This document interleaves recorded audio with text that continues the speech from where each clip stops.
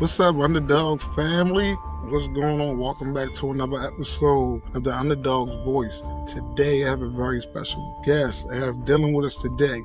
Now, look, not every hooper start early, and not every hooper start with the smooth journey, right? But every real underdog got a story. And today, we're telling one that's all heart. Today, on the Underdog's Voice podcast, I'm talking to Dilynn, a hooper who picked up the ball at 10 years old, found her rhythm fast, and within a year played AAU. But this story ain't just about basketball, y'all. It's about using the game to escape, to heal, and to rise. Dylynn's journey reminds us that it's not how early you start, it's how far you're willing to go. So guess what? Let's get it.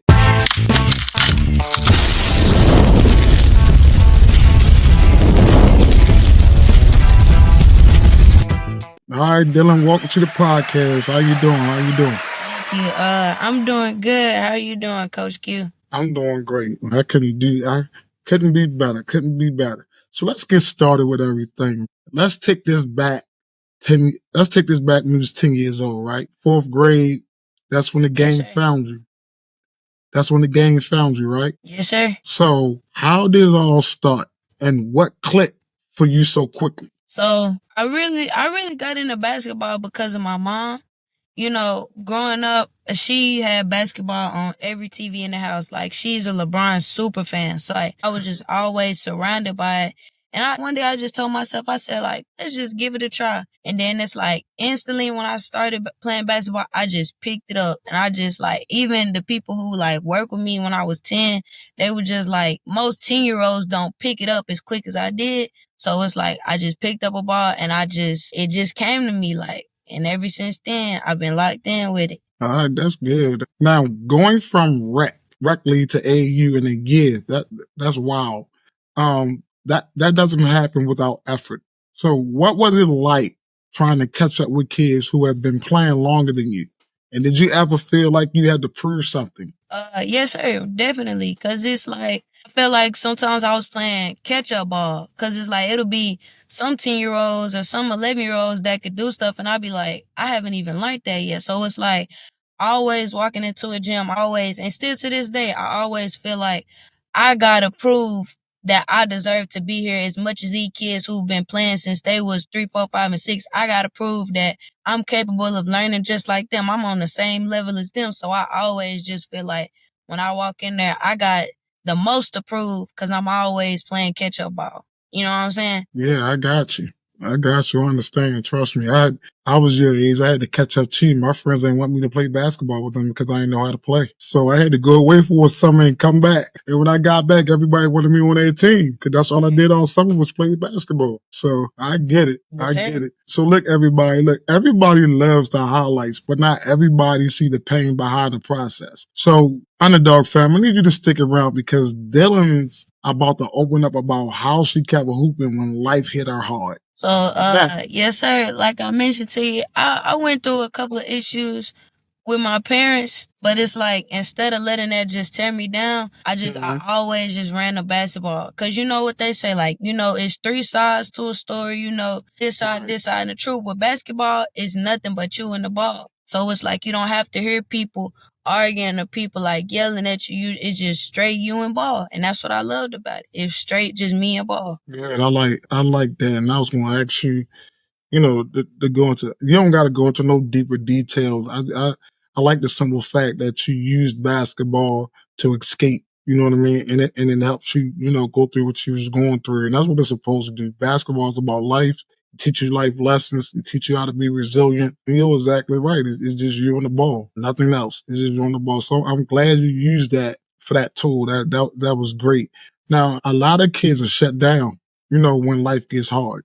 But you locked in instead, right? So what kept you going? Like, was it the love of the game or something deeper? Honestly, it had to be the love of the game. Cause it's like, you don't keep forward with something if you don't enjoy it. You know what I'm saying? So it's like, I just knew if, if anything was going on with me, especially like the issues with my biological father, if anything was going on with me, I could run to a court. I could run to a ball. hey, y'all trying to go to the y'all trying to go to the rec, just hooping. And that's all it was to it. It's just, when you love something, it's like it don't matter what's really going on up here. When you love something, that's all you want to do. That's all you going for. You feel what I'm saying? So it's like, when I was going through that time in my life with my father, it's like all I had was ball. All I had was ball. And sometimes I still feel like that's all I got now, but it's gotten better over the time. Good, good. I'm glad it got better for you. All right, so you come out on the other side with renewed love for basketball with all this, because I hear it in your voice, you're talking about how you love basketball. So what changed you mentally and emotionally after that, and what's the difference? What's different about how you see the game now? So now I see basketball as like the way out. And that's kind of how I seen it some years ago, but it's like, I was younger, so I really didn't understand it as much as I do now. But it's like, man, it's like, I probably, if I could play for 1,000 more years, I would. Like, I know some days it's hard and my body hurt. I don't feel like going, but it's like, I'm always proud of what I get out of it, the result. You feel what I'm saying? And like you were saying earlier, most people don't see that. Most people don't see the grind and the pain and the tears and the sweat that you gotta really put in to be where you want to be. You feel what I'm saying? So it's like, mentally, I say basketball, like, it definitely helped me. I don't know where I would be without basketball. That and God, basketball and God definitely helped me. That's great. That's great to hear. You got to be tough this day and time. And like I said, basketball is a life lesson, man. It helps you become tougher and grind and putting in all that work. So by you doing that, and again, hearing how you really love the game and how you pursue it, you're going to be great. You're going to be great. You're going to be great. You're going to be special. And no matter if the ball even stopped bouncing for you today, I really believe you still will do special things in your life. Man, if the ball, man, I feel like it would drastically just change. I don't even know how to explain it, because it's like, ever since I picked up a ball, I've never really just set it down, So it's like, man, I can't even imagine that. I can't even imagine that. It's hard to imagine. Like, it's really hard. It was hard to imagine. For me playing ball, man, it was when I was coming up. I played every sport in the world, so I didn't like really focus on one sport. I had a scholarship to play basketball at a Catholic school. I ain't take it. I was kind of like wanted to be around my homeboys and wanted to stay at my school and stuff like that. So I didn't really have nobody really push me like that towards playing. Right. But like I said, I played every sport: basketball, football, soccer, baseball. I didn't care as long as it was a sport. But I was really good at basketball, but I just didn't like. I had nobody really push me towards it like that, even though I was really good at it, like really good at it. But what I'm doing now, I think was my path, because I helped a lot of other people get where they wanted to go as far as basketball. We've talked about being a hooper as someone who loves things like, you got other hobbies that you like history, swimming, which I think is real good for a basketball player. I love that. I love that you do that. So how does the other interests help you to balance the things outside of basketball? So my hobbies, they definitely, because although I do love basketball with like my whole heart, some days it's like, just with anybody, like, that's not just basketball, basketball, basketball. It is some other things in the world that you do enjoy, and mine just happen to be like swimming and history. So it's like, if I'm not playing basketball, especially in the summer, like, if I'm not in a tournament, I'm in the pool. And if I'm not at a tournament or in the pool, I'm at school. And my favorite subject is history. So it's like, it definitely just makes a triangle for me. So it's like, if I'm not doing one, I'm doing the other two. You know what I'm saying? Yeah, that's great. That's great. It's good to have hobbies outside of basketball. Like I tell my girls that I coach, like, after basketball season, go play another sport. Don't don't go play basketball. Go play another sport, and then you can still work on your game. Basketball your main sport. Go play softball after the season. Go play lacrosse after the season, because for one, it helps to prevent injuries. And you become a better athlete doing other stuff than just one sport. Paige Becker said she wouldn't have specialized so early in basketball. She probably would have been a better athlete, or she probably wouldn't have had that many injuries. You know what I mean? So I always encourage people to do something outside of basketball. Find another hobby that you like and do that outside of basketball. I got a girl on my basketball team now, 7th grader. She swim.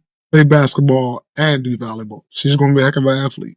Heck of an athlete. So we've talked about being an underdog, not just because how late you started, but because of what you had to overcome. All right, so what does being an underdog mean to you, and how do you carry that every time you step on the court? Being an underdog to me just means like everybody, they look over you sometimes. So it's like that, and that just comes like with that mentality, like I got something to prove. Everybody here don't got something to prove. Like, you know what I'm saying? So I always just like underdog to me just mean like you get looked over. Like they look at you and they just might look you over because they like, oh, she ain't been playing as much as us. She ain't as good as us. So that's why anytime I step into a gym, especially with kids that's older than me, I always just got to be like, I got to prove to the coach or whoever is in here watching or scouting, I deserve to be here too. Yes, I started late.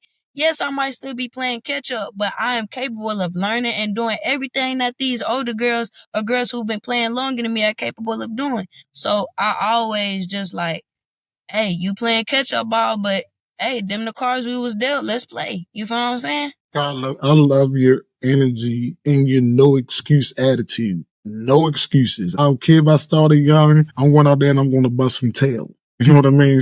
I love that about you. I really do, man. That's how you need, again, that's how you need to be. That's how you, no excuses. Like, I got to do it.